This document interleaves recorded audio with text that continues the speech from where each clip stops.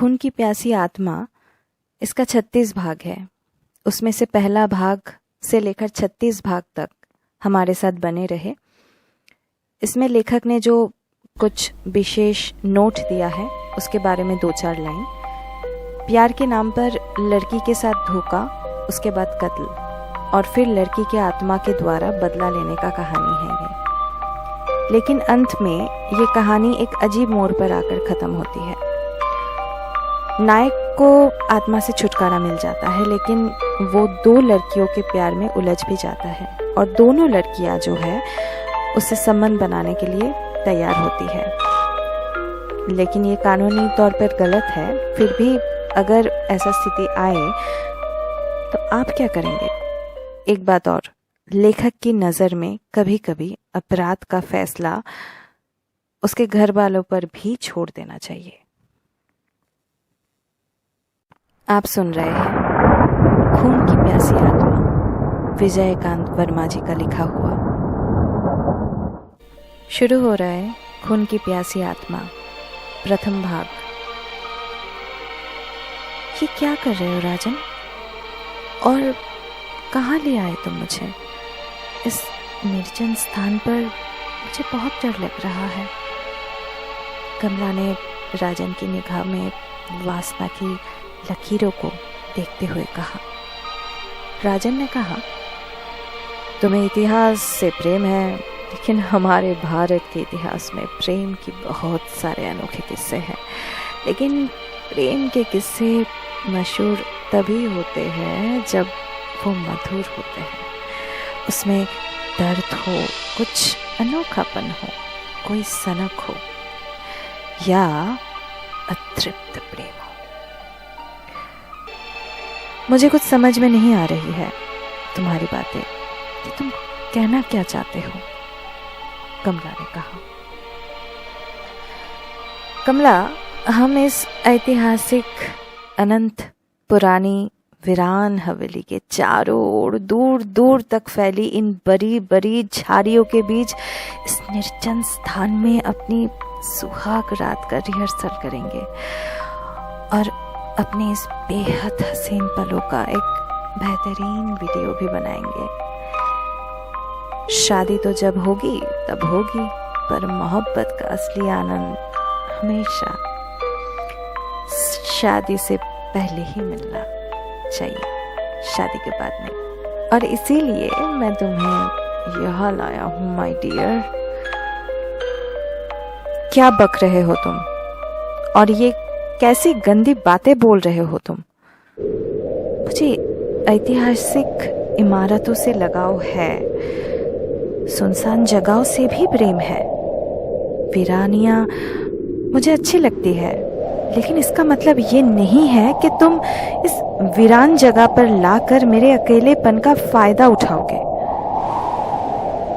तुम ऐसा नहीं कर सकते। हम एक दूसरे को प्यार करते हैं और हम अपनी मर्यादाओं का, सीमा का उल्लंघन नहीं करना चाहिए। कमला, मुकम्मल प्यार तभी होता है जब 2 जिस्म एक हो जाते हैं। देखो कमला, यहाँ दूर दूर तक मेरे और तुम्हारे सिवा और कोई नहीं है, और मौसम भी आज कितना हसीन है। रात्रि का पहला प्रहर, चारों ओर सन्नाटा, पंछी अपने घरों में लौटने को है, और इस हवेली का गार्ड मुझे उसको शराब की दावत उड़ाकर मदहोशी के आलम में है। इसीलिए ये व्यर्थ की बातें छोड़ो और शर्म हया की दीवार को तोड़कर मेरी बाहों में आओ और मेरे जिस्म में लगी आग को बुझा दो, हमारे प्यार को अमर बना दो। तुम शायद पागल हो गए हो, क्योंकि तुम नहीं जानते कि तुम बोल क्या रहे हो, और तुम्हें ये भी नहीं मालूम कि इसका अंजाम क्या होगा। इसीलिए होश में आ जाओ राजन, और हमारे इस मुकम्मल प्यार का अपमान मत करो। पागल मैं नहीं, बल्कि तुम हो गई हो। तुझे मालूम भी है कि मुकम्मल प्यार किसे कहते हैं? मुकम्मल प्यार उसे कहते हैं जब दो जिस्म एक हो जाते हैं, दो जान एक हो जाती है और दो दिल की धड़कनें एक दूजे में समा जाती है। ये कहते हुए राजन ने कमला को अपनी बाहों में भर लिया और उसके रसीले होठों को चूमने लगा। नहीं राजन नहीं, तुम ऐसा कैसे कर सकते हो? तुम मुझे प्यार करते हो और मैं भी तुम्हें प्यार करती हूँ, लेकिन प्यार की भी एक मर्यादा होता है, एक सीमा होती है, लक्ष्मण रेखा होती है। इस रेखा को प्यार न कहो राजन। तुम्हारा कहना बिल्कुल सही है कमला, लेकिन हम हमेशा कुछ ना कुछ नया करते आए हैं और इसीलिए आज प्यार की इस लक्ष्मण रेखा को हम दोनों पार करेंगे।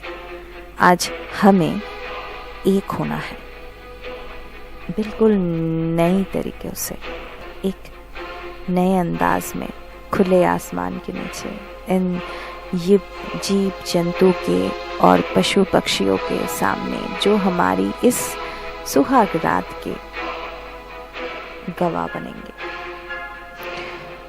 नहीं राजन, ये असंभव है और गलत भी है। मैं अपनी मम्मी और पापा को क्या जवाब दूंगी?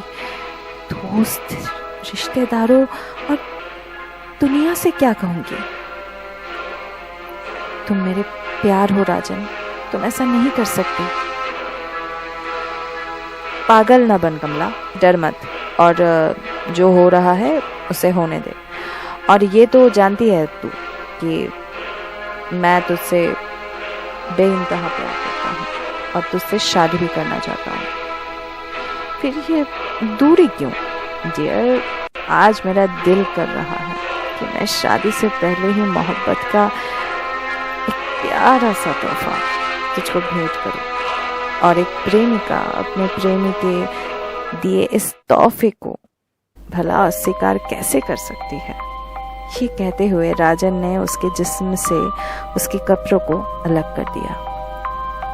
कमला चिल्लाने लगी, लेकिन तभी राजन ने उसके मुंह पर कसकर हाथ रख दिया और बोला, देख डियर, अगर तू चीखेगी तो चौकीदार आ जाएगा और वो भी इस समय शराब के नशे में है, इसीलिए वो भी तेरा साथ वही सब कुछ करेगा जो मैं करना चाहता हूँ। लेकिन अगर उसने तेरे जिस्म को हाथ भी लगाया तो मैं ये बर्दाश्त नहीं कर सकता हूँ और उसका खून भी कर सकता हूँ। इसीलिए फैसला अब तेरे हाथ में है कि तू ये खून खराबा चाहती है या मेरा मुकम्मल प्यार।